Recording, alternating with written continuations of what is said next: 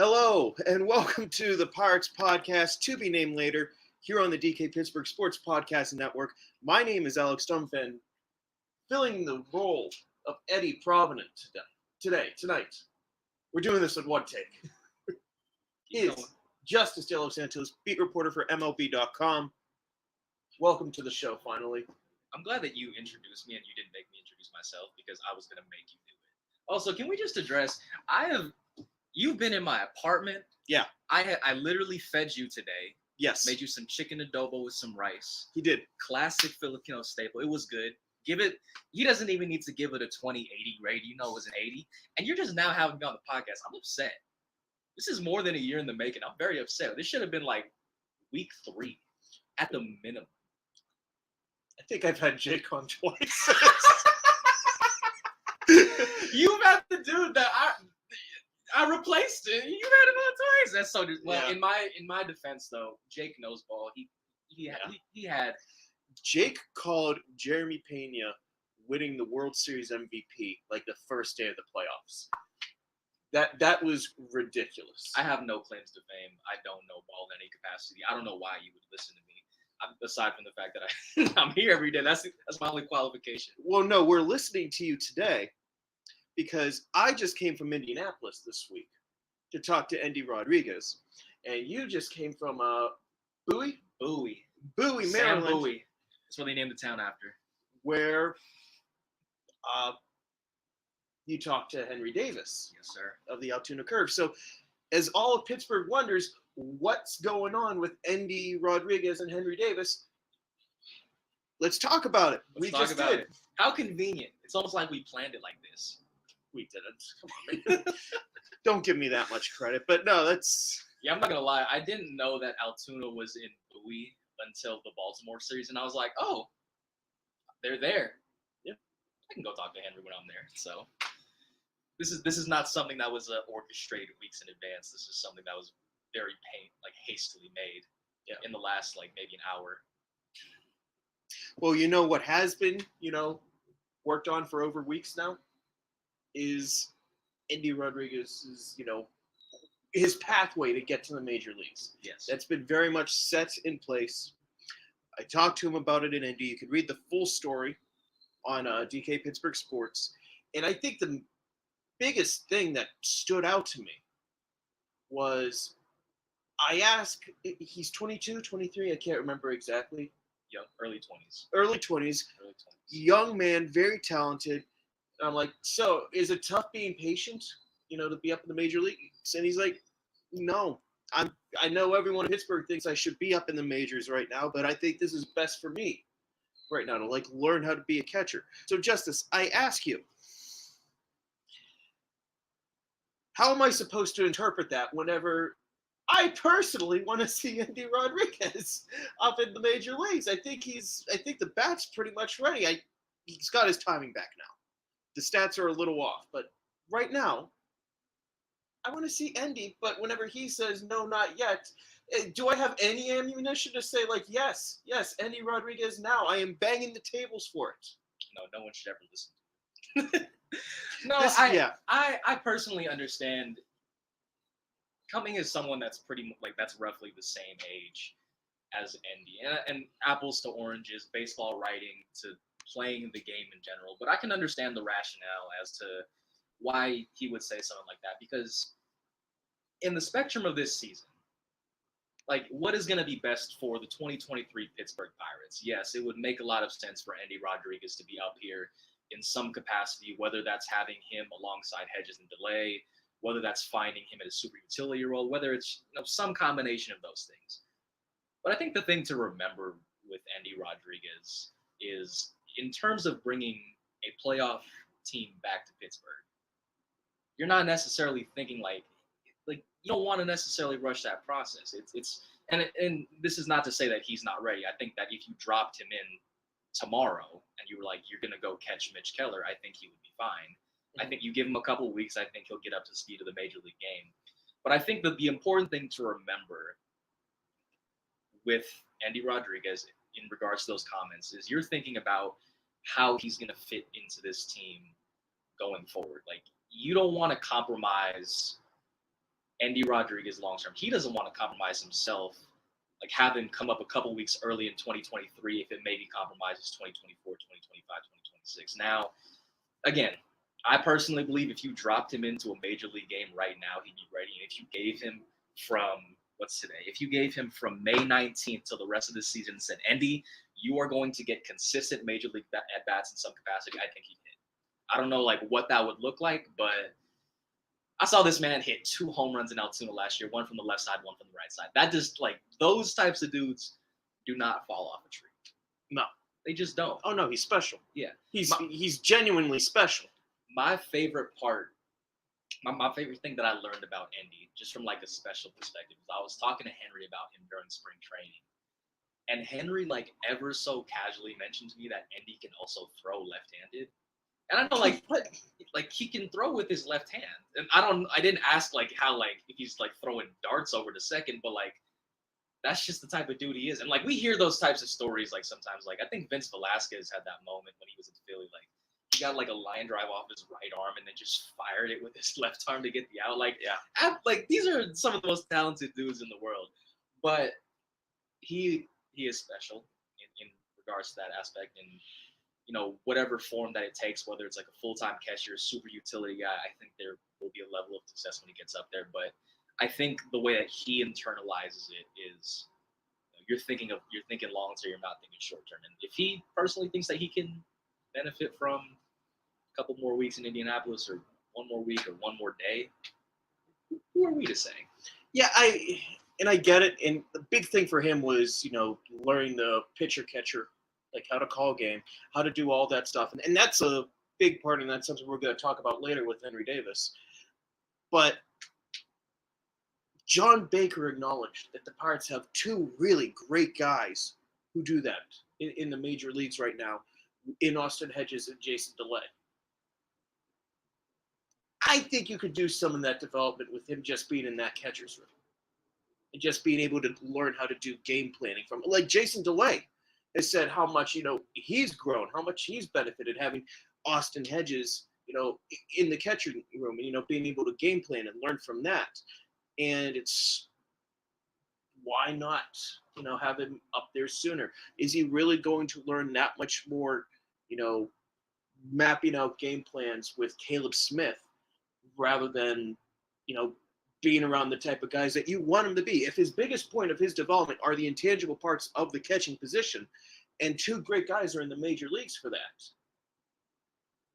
I mean, again, if he says he's not ready, I can't do anything with this anymore. Again, going back to the point that me and you both agree on, like I think if it was maybe up to us and we were just like, hey, like, what would be the decision? Would you want Endy in the major leagues right now, or having a couple of weeks? I think if you dropped him in right now, he would be a serviceable major league player, and like having him in that catching room with Austin Hedges and Jason DeLay, that would do a lot for his development. And it's kind of just a matter of, I don't know.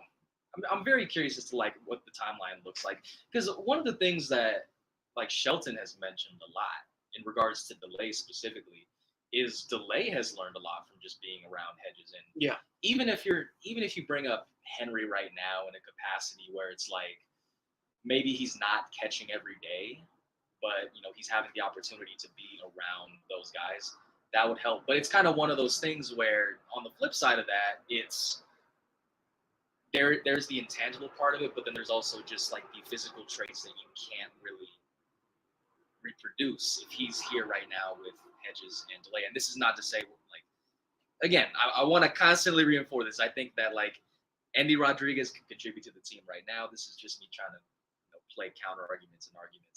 Is that if you bring him into the equation right now, you kind of have to figure out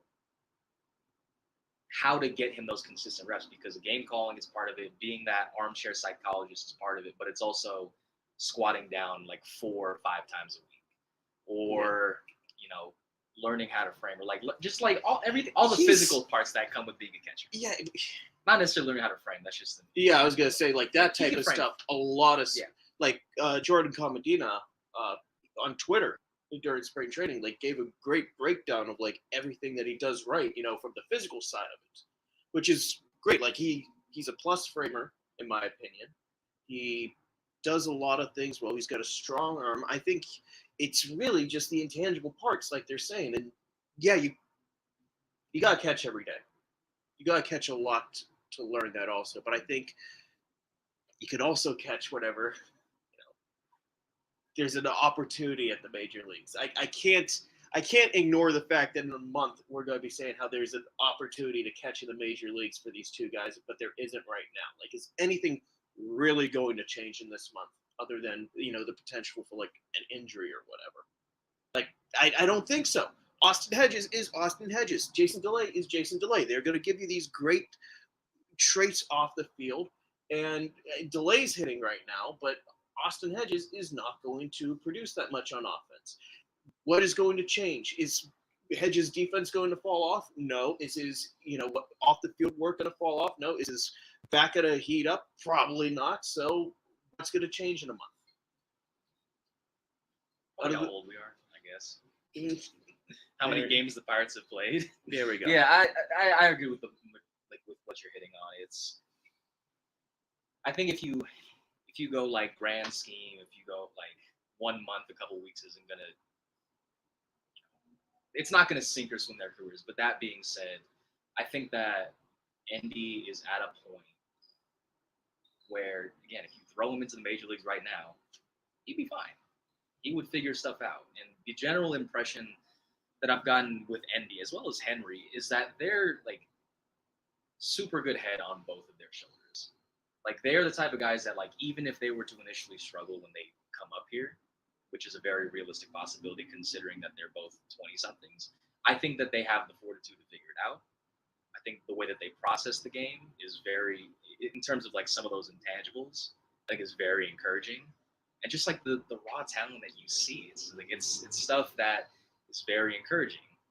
And again, I think we're both agreeing on this. Like, I would not mind if tomorrow Endy Rodriguez was catching Mitch Keller. And I'm just very curious as to like, what is the point going to be exactly where the front office says, hey, this is kind of the time. And I don't know if there's an exact number. I know that Ben Cherington said on 93.7 Fan this past Sunday that, there was no magic number, so to say, as to how many games he would want Endy to catch, but probably more than 18. Yeah. Which was how many games he played at the time. I want to say it's up to 21, 22 now. It has to be, yeah. So, again, I firmly believe in the talent of Endy Rodriguez, and I'm very curious as to kind of when they make that determination, what they see specifically that leads them to want to call him. But I also am just curious as to how they, not only handle Endy, but kind of what they do in terms of Hedges and DeLay kind of in the short term, because let's be real, Endy is far more of a foundational piece than Hedges or DeLay, but there are things that both Hedges and DeLay can do to help Endy. Yeah. So but having those three catchers on the roster, it's like you can't. That's not really the most tangible thing in the world, especially if you want him to catch every day. So I'm very curious as to how they go about that, especially with the fact that DeLay has shown himself to be a very serviceable backup catcher. Yeah. Jason DeLay, which is crazy. Major League Baseball player. Yeah, which is crazy considering he was like about a week away from quitting last year after essentially being a bullpen catcher in AAA. So I'm very curious as to how they handle all of this. But again, ball is in my court. Get him up here sooner rather than later. Yeah, and we're gonna keep going in a little bit here, but before we close out this first segment, Michael asks, have the pitchers in Indy been praising Endy's game calling? Cards on the table, Michael. I only got to talk to Quinn Priester, any sort of in-depth, but he really swore by him. I read the article for the full details of it, but Quinn Priester gives a very enthusiastic thumbs up for Endy's game calling. Pretty good guy to have on your side there. We're going to take a break. Whenever we come back, Henry Davis.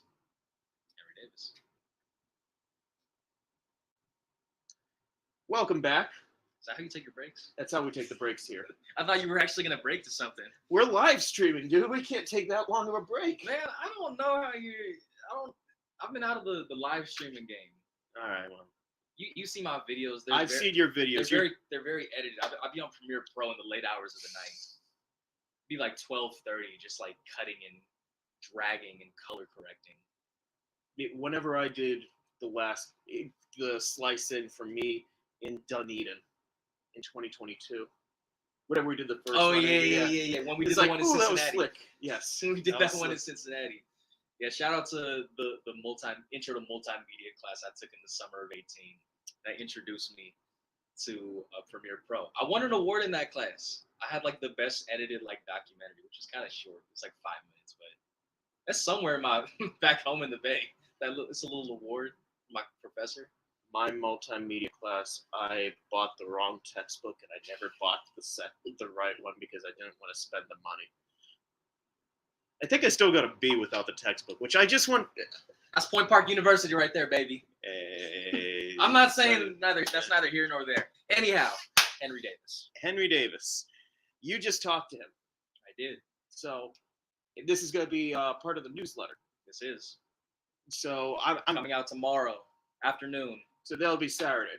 Yes, this is coming out Saturday afternoon at some point. Okay. Specific time to be determined, and kind of as a result of that, I'm gonna tease y'all a little bit. I don't want to give away. Yeah. You don't.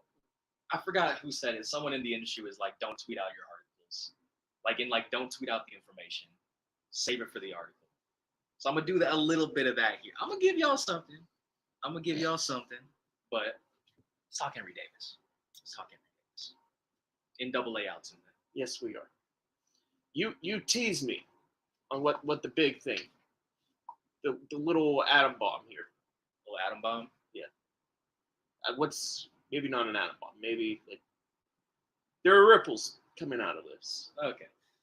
Yeah, the one thing that one of the parts I will mention, and it honestly shouldn't come as that much of a surprise, especially if any of y'all had read what I had written from Altoona's Media Day back in April, whenever that was, another lifetime ago. But I'll start with that day there. Effectively, the big thing that Henry said that day at Media Day a couple weeks ago, a month ago, was he wants to be in Pittsburgh. Yeah. That no one in that AA clubhouse wants to be in Altoona. They want to be in Pittsburgh. And when I talked to Henry, he still wants to be in Pittsburgh. That has not changed. But, I floated him, I kind of floated the idea, or I brought up the fact that, like, hey, there's a lot of people that want you in AAA Indianapolis. You've been performing well to warrant, in a vacuum, to warrant that promotion. I kind of floated the idea, and he said, my thoughts are not with Indianapolis. He said, I'm not thinking about Indianapolis. And he's not thinking about Greensboro or Bradenton or the Complex League either. He's thinking about Pittsburgh. And kind of considering how well he's been playing, kind of considering his profile, college guy, he's about 24 now. Mm-hmm. I know that because we are the same age. And how well he's been playing. Could Henry Davis just not go to Indianapolis? I wouldn't be surprised. I mean, we've seen it a lot of times where people will just straight up make that transition from AA to the majors. It's something that's become increasingly more commonplace. It's going to AAA does not necessarily have to be the path that you take in order to make it to the majors. And again, everyone's path is different. Everybody's path is going to have their own nuances. But when I see what Henry has been able to do with AA Altoona right now, like, you can dive into a lot of different stats to just, like, the slash line is the slash line. As of recording, leads the Eastern League in OPS. Pretty good. Leads in WRC+. Pretty good. But the one thing that's really stuck out to me, and this is a point that Calix Crab, the Altoona's manager, had brought to me, is that his whiff rate has just, like, plummeted. It's around, like, 17%. When I checked Fangraphs, his swinging strike rate was at the bottom. His walk rate is, like, 17%, and his strikeout rate is, like, 17%. Like, when you look at that, it's clear that he has completed the level. Like, he, like, S grade. I'm like getting like flashbacks to when I played like the Sonic the Adventures game, and they give you like a grade every single. See, Alex doesn't think I'm a gamer. I hide a lot of the nerd stuff that I do from Alex because I'll latch onto it. So like he's cleared the level, and it's very much clear that in terms of hitting the baseball, there's not much more that he needs to accomplish at AA. Now, the big thing is, like, of course, if you bring him to AAA, then you have to kind of juggle Endy and Henry and figure that equation out. Like, how much does each one catch? And kind of going back to our conversation about Endy, it's, if he was to go to the majors, it would kind of be a little bit of the same thing, and you have to figure that out. That being said, he definitely does fit the profile of someone that can instantly like make that jump. Like, if we talked about, Endy being able to make that transition hitting wise from AAA to the majors, I could also see Henry making that transition from AA to the majors and being fine and hitting. You give him if you were to give him from May to the 19th, May 20th onward, the rest of the season, I think he's going to be an above average hitter. Whether that's, primarily as a DH or primarily as a catcher, maybe even a sprinkle of right field in there too. I think it's going to be more than a sprinkle. Regardless of what position that he plays in, we can get to that in a second. I think he's going to hit. Yeah, I don't know if I've ever seen a Pirates prospect this side of, like, I don't know, Kutch. And it's like, this guy's just going to hit at the major league level. Yeah. Like, I don't know if he's going to be able to stick a catcher. I don't know if this right field experiment is going to work. I don't know if he's going to just be a DH or whatever. But I have done the Dr. Strange. I've looked into 14 million futures, and Henry Davis has a WRC plus of 100 or above in all but one. So that's kind of where I'm at. With, like, the guy can hit. And I don't know if you've gotten this comp before. I've gotten it a couple times where it's like, he's Kyle Schwarber. Someone who caught in college. He caught in college, incredible raw power. Probably will have to go to a quarter or outfield or first base or something along the way. Like, don't tell Henry that. Like, he's convinced he is going to be a catcher. He can't do it. I don't want to sound like I'm downplaying this also. But as we talk about, like, how important it is for Endy, how important he feels it is for him to be in the minor leagues to continue to build that relationship, same thing's going on with Henry right now, what he's going on. I'm going to shout out Jared Prugar here, since he's, watching right now and wondering where the donuts are. He just wrote about this for the Altoona Mirror also, about, like, what the process has been for him, learning to catch. And that's kind of the same spot, and we could just hit on the same arguments, that we had in Endy of, like, well, you got two great catchers who can teach, right now. Yeah. So I'm with you that I think that Henry absolutely fits that profile of the type of player that could just skip Indianapolis and go straight from AA to the majors. I mean, if Jack Sawinski can more or less do it, with far less, not to, say Sawinski's the worst player, his pedigree wasn't as high, though. No. So, like, if anyone could do it, it is probably Henry Davis. The guy can hit. Just don't mess with Indianapolis at this point. Like, just find a way to get him into the lineup. You could do it. DH, first base, right field, catch. It doesn't really matter. I get the Endy. He has to catch every day. Henry, I want the bat. I'm greedy here. I just want to see him hit in the major leagues because I'm convinced he can do it right now. Yeah. It's kind of like that, the tired, having Henry at AA and having Endy at AAA wired, having Henry in the majors and having Endy at AAA. And honestly, it kind of goes to both of them. Like, if they called both of them up tomorrow, I'd be like, oh, yeah, figure it out. You can figure it out. What a wonderful problem to have. Yeah. And that's like the whole thing with both of them being catchers. If they were, like, any other position, if they were infielders or outfielders, like, you could figure it out. Maybe with the exception of, like, if they were both third basemen, like, with Key being there. But, like, if they were both, if it was like a shortstop and second baseman, or they were both shortstops, okay, move one to second base. They were both center fielders, okay, move one to the corner. There's only one catcher position, which is again, it is a good problem to have because this was something that I think it was either Baker or it was Charrington. If you can find, like, one offensive catcher, yeah, you're solid. You have potentially two of them, and I've thought of, like, so many, like, all the different scenarios in which this could kind of play out. Like, assuming, like, let's just say it's like Endy Henry. Like, let's go in a vacuum. Let's forget for the time being Austin Hedges and Jason Delay. If you have a scenario where, hypothetically, like you have Endy Rodriguez as the primary catcher, and you can have Henry move to right, that's a scenario that is within the realm of reason. If you have a scenario where Henry is the everyday catcher and you just turn Endy into a super utility guy where he can play second, left, first base, catcher, whatever positions you want to throw him at. That's another scenario. If you want to just have one where maybe Henry is more of a DH/right fielder, there's a lot of different scenarios that you can kind of like mix and match with. But I will go. There was a quote that Calix had in regards to Henry specifically. If you can hit, they will find a spot for you. Yeah. And whether that's at AAA right now or whether that's at major league level, you could hit. Like I feel confident in saying, like, if you were to drop Henry into the major league right now, I think by the end of the season he would, at the minimum, be at least 100 WRC plus guy, if not like 110. I can see that scenario happening, but it's just a matter of how do they want to, how do these dominoes fall?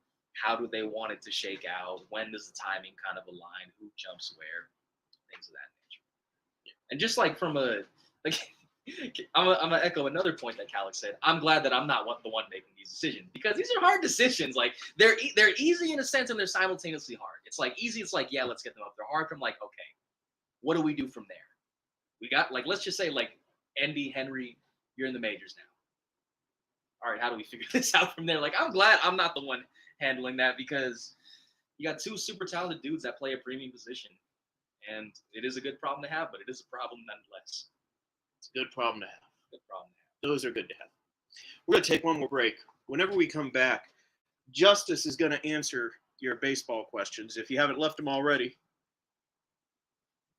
Yeah. Me? Yeah. We're answering it right now.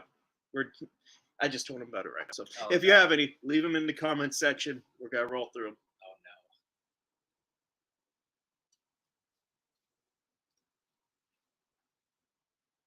no. Welcome back to the Pirates Podcast, to be named later. Justice, you didn't know this was happening. We're going to go through some questions. I'm terrified. How were you as a Little League baseball player? How was I? Middle of the order bat.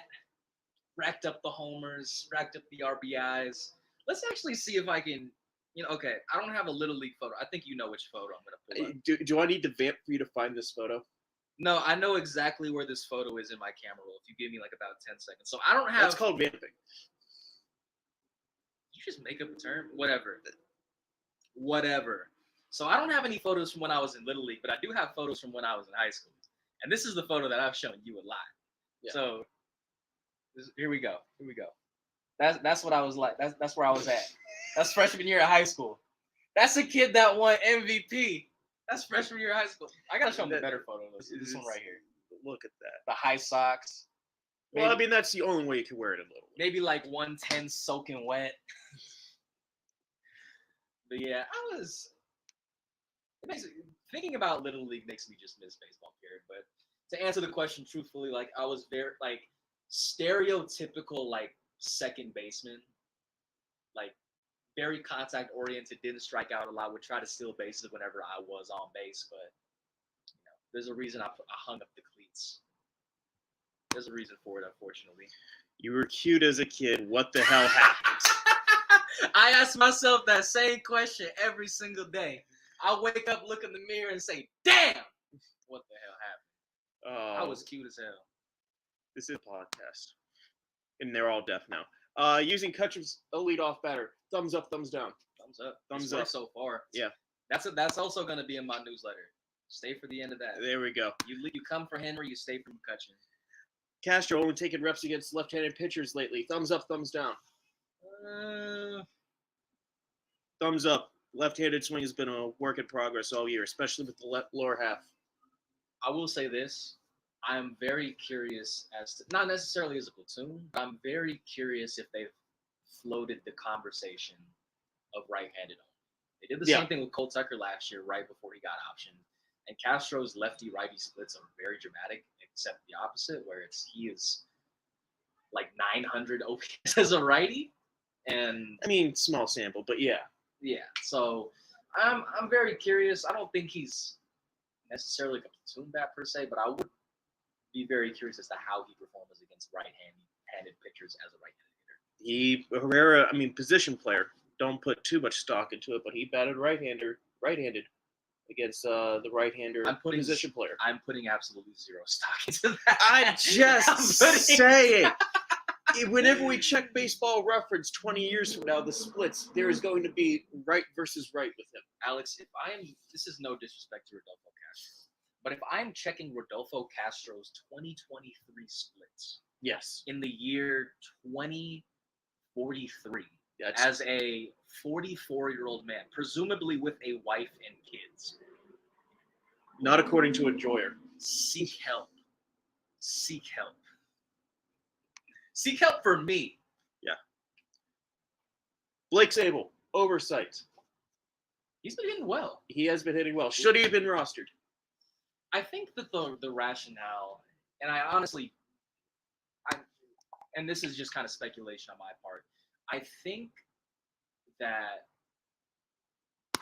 it would have made sense to bet on Blake Sabol not making the opening day roster.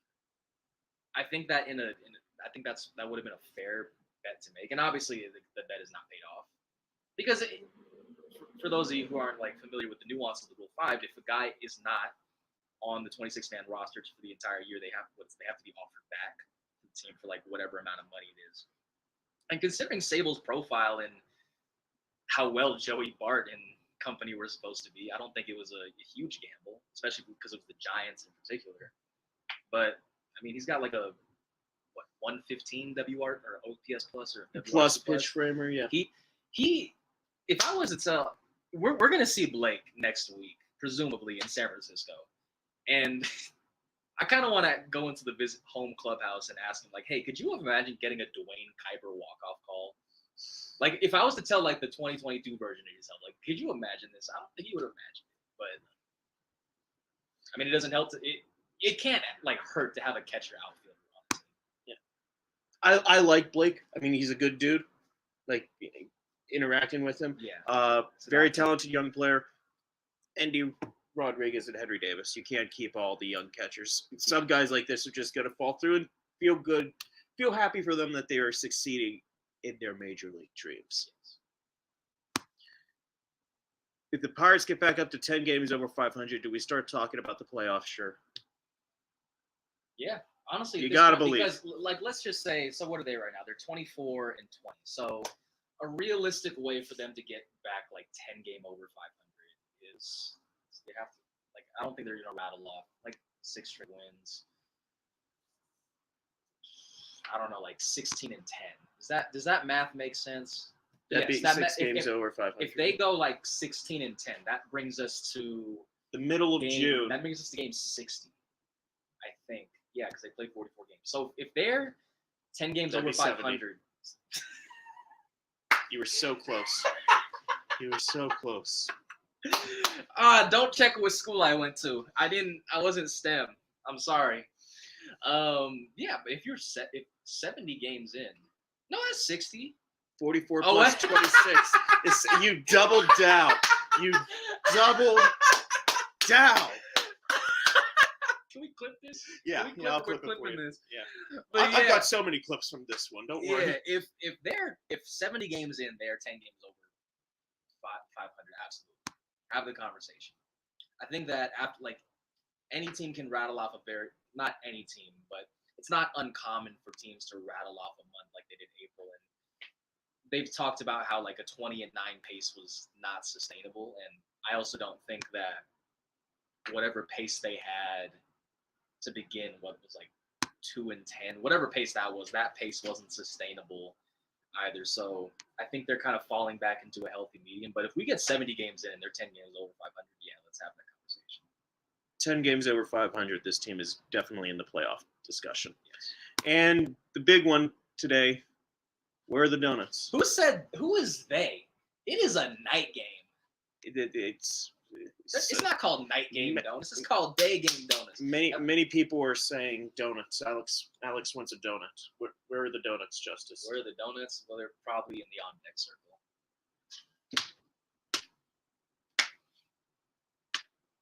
We're having Jake on like 5 times before you come back on. Have I ever told you like the origin of like why I started doing that? No, tell me. So we know that the day games suck. Yes. I mean, for the fans that like some of my favorite day games suck for media. We have a long night. Whatever we write, we know is not going to get as much shelf life because there's an immediate game the next day. Yeah, and so it's a super. So for those of you, for those of you is like super cocky. I don't like that. But essentially, the way that like a beat reporter schedule kind of functions is a series is night game, day game, and from like night game to night game, like you can sleep a decent amount. Like I will usually wake up around like 10, 11 because of how wonky our schedule is. But night game to day game, maybe going to sleep around like 12:30, 1 o'clock, having to wake up at 8, 8:30 to get ready for the game. It's a super quick turnaround relative to like just having a consistent schedule. And so the reason I started the donut tradition was one, I love donuts. I think that I would not have started a donut tradition if I did not love them. But it's just kind of like a morale booster. It's like you see a box of donuts there, like your day is going to be better in some capacity. It was also back in 2021 when I was only interning for MLB.com, and I was, I was filling in for visiting reporters. So if Juan Toribio, for example, that's my guy. If he didn't want to come to San Francisco for the Dodgers, I would fill in on Dodgers. And so if you like walk up to a visiting reporter, like, and just say like, hey, I got a box of donuts, like, and just break bread in that fashion, that's another way to just, get to know people throughout the industry. That's how I probably met like a decent amount of people in the industry, just like walking up to them and saying like, hey, you want a donut? So much so that like people will just walk up to me now and say like, where are the donuts as evidence. I think it was Steven Nelson, who works for the Dodgers now, was like first game of the Dodgers series. He's like, where's the donuts? I'm like, it's a night game, man. It's a night game. But yeah, it's my origin story. There we go. It's my origin story. This is the big breaking news. This is coming out of this podcast. I don't think it's breaking at this point, but it is news. It's evergreen. It's enterprise. We'll pick you up. Okay. Good night, everybody. Okay. Thank you all so much for watching and listening. If you haven't already subscribed, for those of you who haven't subscribed yet to the DK Pittsburgh Sports podcast feed, subscribe. I can't hit that. I don't know where the button is. Is it up here, down here, down here? I don't know. Hit the button. It costs nothing. It's free $99. You get to see this dude as frequently as possible. Even if you go on YouTube.com one day wanting to see anything but Alex Stumpf, you'll get him right there in your box, even though we know that's not how data works because these social media companies are, Alex, help me! Eddie's back next week. Thank you so much for listening. We'll talk again. Thank you to Justice Santos of MLB.com. Go follow him too. Follow me on Twitter at Santos. Twitter didn't allow me to put my full name in there. Thanks, Elon. Thanks for listening.